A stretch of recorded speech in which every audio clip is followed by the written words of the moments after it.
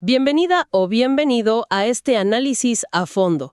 Hoy nos sumergimos en un tema de salud que, afecta a cientos de millones de personas y es la tercera causa de muerte en el mundo, la enfermedad pulmonar obstructiva crónica, o EPOC.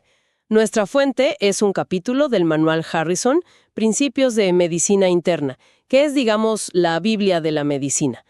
Y nuestra misión es simple: ir más allá de la idea de la tos del fumador para entender qué es realmente la EPOC. Queremos ver cómo se libra una batalla silenciosa dentro de los pulmones y por qué el cigarrillo, que es el principal villano, no cuenta toda la historia. Y es que, para empezar, con un dato que lo cambia todo, se estima que el tabaquismo solo explica cerca del 15% de la variabilidad en la función pulmonar entre las personas. Ese dato es el punto de partida perfecto, porque rompe el mito principal. Nos obliga a preguntar, ¿qué pasa con el 85% restante?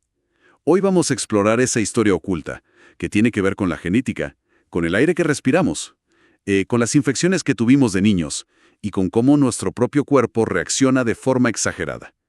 O sea, la EPOC no es una sola enfermedad. Es el resultado final de muchos caminos diferentes. Excelente. Entonces, si no es una sola cosa, vamos a desglosarlo. ¿Qué es exactamente la EPOC? El manual la define como un término paraguas. Imagina un gran paraguas llamado EPOC. Debajo de él se refugian varias condiciones que casi siempre se solapan. La definición oficial se basa en dos cosas: que una persona tenga síntomas respiratorios persistentes como falta de aire y que una prueba confirme que tiene una obstrucción crónica del flujo de aire. Esa prueba es la espirometría, ¿verdad? Exactamente. Pero no solo mide cuánta capacidad pulmonar tienes, sino, y esto es lo crucial para la EPOC, qué tan rápido puedes sacar el aire. En la EPOC, las tuberías de los pulmones, las vías respiratorias, están estrechas. Así que, aunque soples con toda tu fuerza, el aire sale mucho más lento de lo normal. Esa lentitud es la obstrucción. Ahora, bajo ese paraguas conviven principalmente tres problemas. Primero, el enfisema. Ok. Este es un daño estructural, la destrucción de los saquitos de aire, los alvéolos, donde ocurre el intercambio de oxígeno. Piensa que el pulmón pasa de ser una esponja con millones de cavidades pequeñas a una bolsa con grandes agujeros. Una esponja dañada, entiendo. Es mucho menos eficiente. Justo. Luego está la bronquitis crónica. Este es un diagnóstico clínico más simple: tener tos y producir flema la mayoría de los días, por meses, por al menos 2 años seguidos. Y el tercer componente, que a menudo es el más importante pero el menos conocido, es la enfermedad de las vías respiratorias pequeñas. Las más finitas. Las más finas. Aquí es donde los bronquiolos se inflaman, se engrosan y se llenan de moco, convirtiéndose en el principal cuello de botella. Aquí es donde me surge una duda. El capítulo de Harrison señala algo que parece una contradicción. Una persona puede tener bronquitis crónica, incluso enfisema visible en una tomografía, pero que su espirometría salga normal. ¿Cómo es posible? Esa es una de las fronteras actuales en el estudio de la EPOC, y es una idea fundamental. Demuestra que el daño puede empezar y acumularse mucho antes de que la espirometría, nuestra herramienta estándar, dé la voz de alarma. O sea que el daño ya está ahí, mucho antes de que la prueba lo vea. Exacto. Es como tener las tuberías de una casa oxidándose por dentro durante años. El agua sigue saliendo hasta que un día el caudal baja de repente. Por eso, grandes estudios como el COPD-GAIN proponen que empecemos a pensar en la EPOC de una forma más amplia. No solo con un número en una prueba, sino juntando los síntomas, las imágenes y las exposiciones de riesgo. De acuerdo. La enfermedad es más sigilosa de lo que parece. Vayamos a la escena del crimen.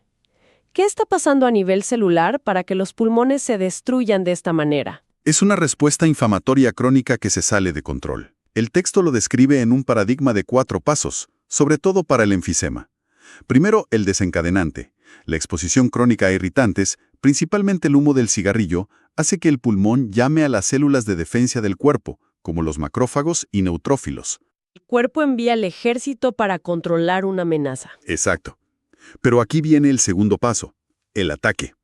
Este ejército, en su afán por limpiar, empieza a liberar armas químicas muy potentes, unas enzimas llamadas proteinasas. ¿Y estas enzimas no distinguen? No distinguen entre el enemigo y el propio tejido pulmonar.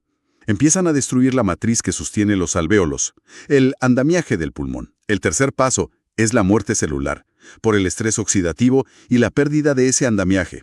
Y el cuarto, la reparación fallida. El cuerpo intenta arreglarlo. Intenta repararse, pero es como intentar reconstruir una pared en medio de un bombardeo. El proceso es caótico y en lugar de reconstruir la esponja, se forman cicatrices y agujeros más grandes. El manual habla de la hipótesis elastasa-antielastasa. Suena técnico, pero la analogía que proponen es muy buena. Es como si el pulmón tuviera un equipo de demolición, la elastasa, y un equipo de ingenieros que la controla, la antielastasa. Es una analogía perfecta para entender el inicio de esta teoría. Se descubrió gracias a personas con una rara condición genética, una deficiencia de alfa-1 antitripsina, que es el principal ingeniero de control. Sin ese freno, se destruye todo. Se destruía muy rápido.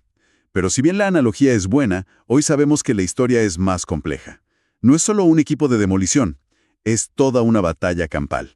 El estrés oxidativo del humo es como una bengala que no deja de atraer más y más soldados inflamatorios, creando un círculo vicioso. Hay una frase en el capítulo que me dejó pensando, que el enfisema se asemeja a un envejecimiento prematuro del pulmón. ¿Qué tan literal es eso? Es una forma muy gráfica y bastante acertada de entenderlo. Lo que ocurre es que los procesos biológicos que se activan con el daño crónico, la muerte celular, la incapacidad de regenerarse, son muy similares a los que vemos en el envejecimiento normal. Pero acelerados. Acelerados y localizados en el pulmón. Así que sí, en muchos sentidos, es como si el tejido pulmonar envejeciera a una velocidad mucho mayor de lo que le corresponde. Y esto nos lleva de vuelta a esa cifra inicial que me voló la cabeza. Si el tabaquismo con toda esta destrucción que provoca solo explica el 15%, es increíble. Significa que hemos puesto casi todo el foco en el tabaco, pero hay un 85% de la historia que tiene que ver con genética, contaminación, hasta lo que nos pasó en la niñez. Cambia por completo el enfoque de la prevención, ¿no es así? Totalmente. Y el texto de Harrison detalla muy bien ese 85%. Empecemos por la genética. Más allá de esa deficiencia rara que mencionamos, se han identificado más de 80 regiones en nuestro genoma que nos hacen más o menos susceptibles. O sea que hay una predisposición. Claro, son genes que regulan cómo crece el pulmón, cómo se repara o cuál intensa es la respuesta inflamatoria. Dos personas pueden fumar lo mismo, pero si una tiene una mala mano genética, su riesgo se dispara. ¿Y qué más hay en esa caja de Pandora del 85%? El asma y la hiperreactividad bronquial. Si de por sí tus vías respiratorias son más sensibles, la agresión del humo les afecta mucho más. Ajá. También las infecciones respiratorias en la infancia. Una neumonía grave en los primeros años puede dejar una cicatriz funcional que te hace más vulnerable. Y, por supuesto, las exposiciones ambientales. Como el trabajo en minas. Sí, minería de carbón, polvo de algodón. Y un factor gigantísimo a nivel mundial, la exposición a humo de biomasa, de leña, que se usa para cocinar en interiores en muchos países. Este es un factor de riesgo clave especialmente para las mujeres. El manual presenta un gráfico fascinante sobre las trayectorias de la función pulmonar. La idea es que nuestra capacidad pulmonar es como el dinero que ahorramos para la jubilación. Es una analogía perfecta. Lo ideal es empezar a ahorrar, a desarrollar los pulmones desde joven y alcanzar un pico alto alrededor de los 20 o 25 años. A partir de ahí, todos empezamos a gastar un poco cada año. La función pulmonar declina lentamente con la edad. Exacto. La EPOC, o llegar a la vejez sin ahorros, puede ocurrir de dos maneras. La clásica es que empieces a gastar tu dinero demasiado rápido en la edad adulta, por ejemplo, fumando. Es una declinación acelerada. Pero hay otra forma, ¿cierto? Sí, y es la que está ganando más atención. Puede que nunca hayas fumado, pero si empezaste con muy pocos ahorros porque tu desarrollo pulmonar en la infancia fue pobre, quizás por desnutrición, infecciones, exposición pasiva al humo, bueno. Aunque tu declive sea normal, partes de tan abajo que igual no te alcanza. Exacto, el resultado final es el mismo, te quedas sin aire.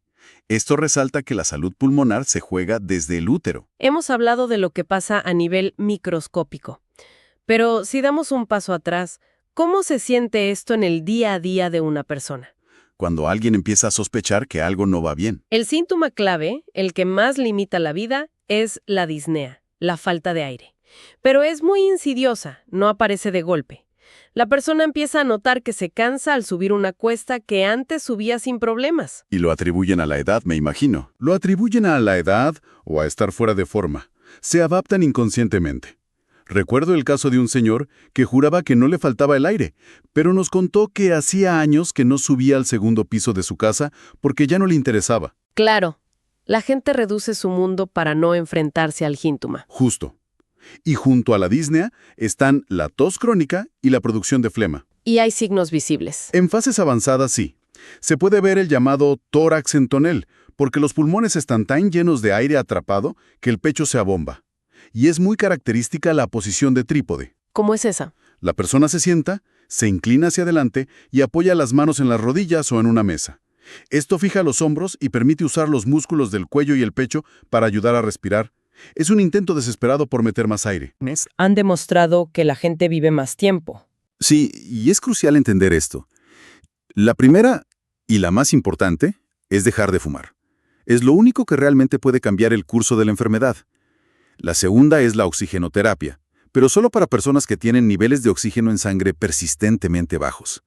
Y la tercera es una cirugía, la de reducción del volumen pulmonar, pero es para casos muy seleccionados. Espera un momento. ¿Me estás diciendo que los inhaladores, que es lo que todo el mundo asocia con la EPOC, no aumentan la supervivencia? Eso es algo que creo que mucha gente no sabe. Es una pregunta excelente y un punto clave.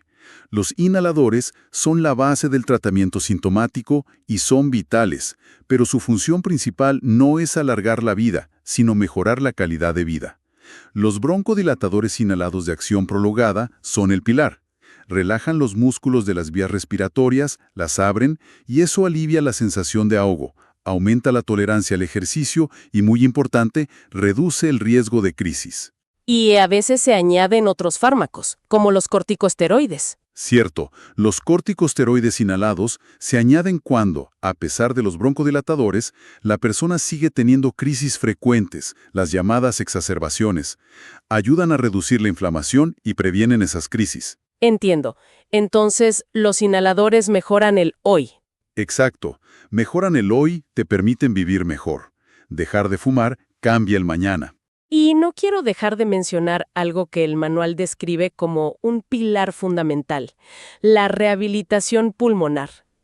Suena a que es solo hacer ejercicio. Es mucho más que eso, y es una de las intervenciones más eficaces que tenemos. Es un programa integral.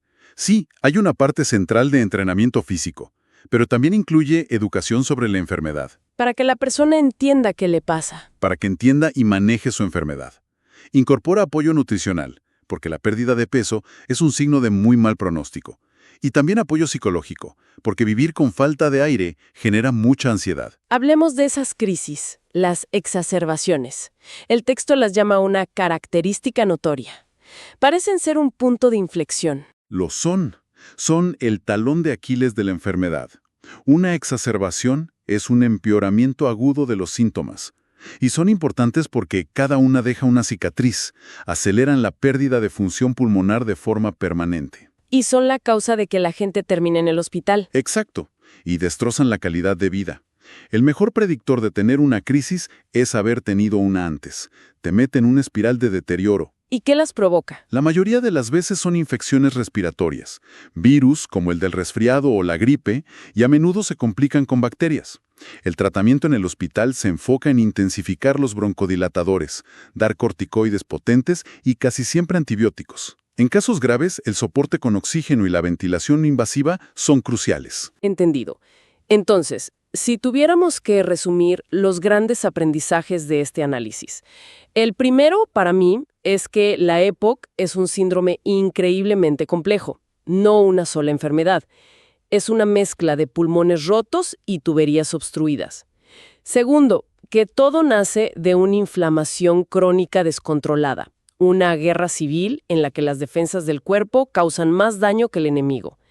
Tercero, y quizá lo más importante, es que la culpa no es solo del tabaco. La susceptibilidad de cada persona es un cóctel único de genes, de cómo crecieron sus pulmones y de las agresiones que ha recibido. Y finalmente, que aunque el daño es mayormente irreversible, hay esperanza. Hay tratamientos muy eficaces para mejorar los síntomas y la calidad de vida. Y lo fascinante, si miramos al futuro, es cómo está evolucionando el conocimiento. Hemos pasado de verlo todo como un bloque a empezar a identificar fenotipos, es decir, perfiles de pacientes. Distintos tipos de EPOC. Exacto. Pacientes más efisematosos, otros con un perfil más bronquítico. Esto está abriendo la puerta a una medicina más personalizada, a intentar identificar el tipo de inflamación de cada persona para darle un tratamiento dirigido. Para cerrar, me quedo con una reflexión que surge de todo lo que hemos hablado. El manual de Harrison deja claro que podemos ver el daño en una tomografía, el enfisema incluso, en gente con una espirometría que aún es normal. Y esto plantea una pregunta crucial para el futuro.